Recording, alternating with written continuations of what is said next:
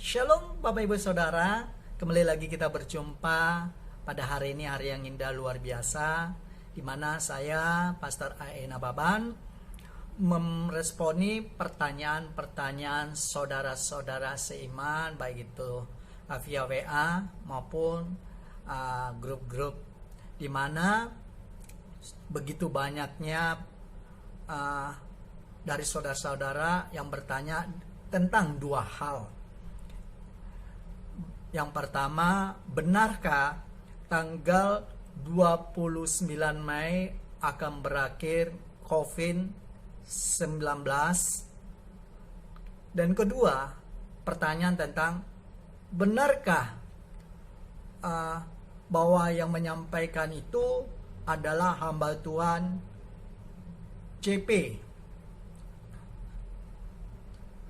Saya akan memberi respon dan jawaban buat Bapak Ibu Saudara dari suatu kebenaran firman Tuhan yang terdapat dalam kitab Ulangan pasal yang ke-18 ayat yang ke-20 sampai ke-22, di mana perikopnya bertenung dan bernubuat. Saya akan bacakan buat kita kebenaran firman Tuhan ini supaya kita lebih mengerti dan memahami firman Tuhan tentang hal-hal yang terjadi hari-hari ini. Beginilah firman Tuhan. Tetapi seorang nabi yang terlalu berani untuk mengucapkan demi namaku perkataan yang tidak kuperintahkan untuk dikatakan olehnya, atau yang berkata demi nama ilah lain, nabi itu harus mati. Jika sekiranya kamu berkata dalam hatimu, bagaimanakah kami mengetahui perkataan yang tidak difirmankan Tuhan? Ayat 22, apabila seorang nabi berkata demi nama Tuhan dan perkataannya itu tidak terjadi dan tidak sampai, maka itulah perkataan yang tidak difirmankan Tuhan. Dengan terlalu berani nabi itu telah mengatakannya, maka janganlah gentar kepadanya. Jadi pertanyaan tentang yang pertama, benarkah bahwa COVID-19 akan berakhir 29 Mei 2020? Maka saya akan menjawabnya adalah, kalau itu bersumber dari Tuhan, pasti terjadi. Tapi kalau itu tidak bersumber dari Tuhan dan oknum hamba Tuhan yang mengaku dirinya adalah nabi maupun itu rasul menyampaikan tentang hal itu, dan pada tanggal yang telah ia sampaikan tidak terbukti kebenarannya, maka dengan tegas firman Tuhan yang telah saya bacakan buat Bapak Ibu Saudara, bahwa itu bukan dari pernyataan, bukan dari ketetapan Tuhan. Itu bukan nubuatan yang dari Tuhan, tapi lu yang buat. Jadi kalau soal pembuktian benar atau salah, kita lihat nanti pada tanggal 29 Mei.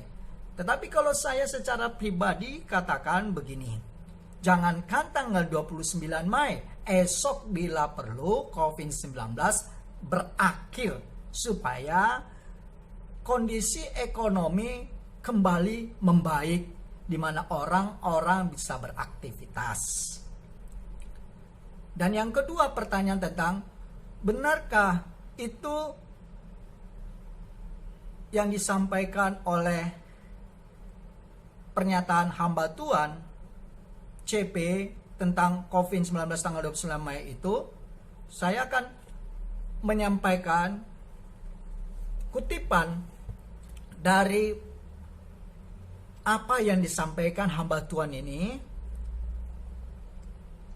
di mana itu dia dapatkan, tanda kutip, dia dapatkan pesan Tuhan, di mana Tuhan menyampaikan kepada beliau tentang mengatur ulang perjanjian di atas muka bumi, di mana Tuhan berkata 49 hari dari 10 April sampai 28 Mei 2020. Ini tentang mengatur ulang perjanjian di atas muka bumi, baik itu perjanjian di deklarasikan, baik itu buat negara, keluarga, maupun dalam segala aspek.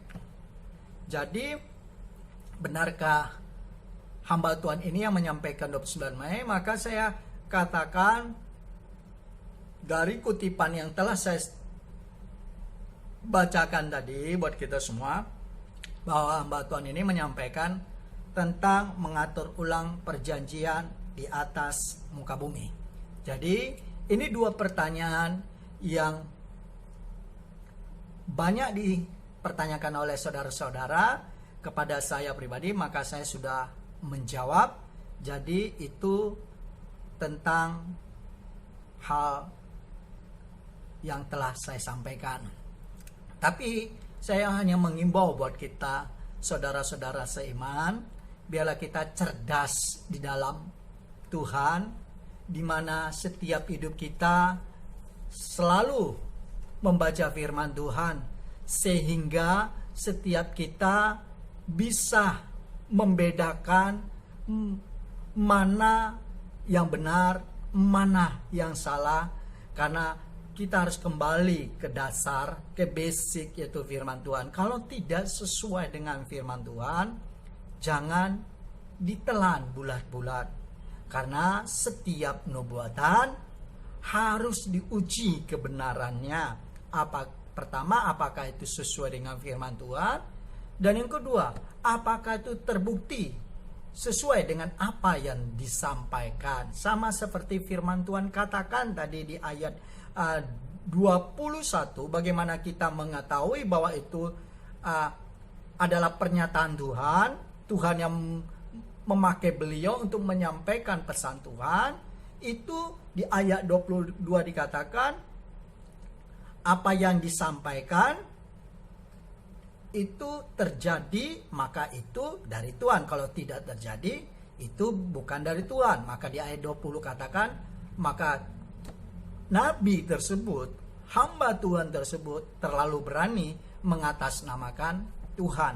Kalau dalam perjanjian lama, orang-orang tersebut apabila menyampaikan sesuatu tidak terbukti, maka hukumannya adalah mati.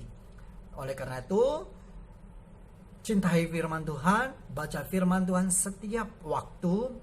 Biarlah hidup kita semakin hari semakin intim dengan Tuhan, karena di akhir zaman ini begitu banyak pengajaran-pengajaran yang tidak sesuai dengan firman Tuhan. Jangan kejar nubuatan, tapilah kejarlah pemberi kehidupan, yaitu Tuhan Yesus Kristus.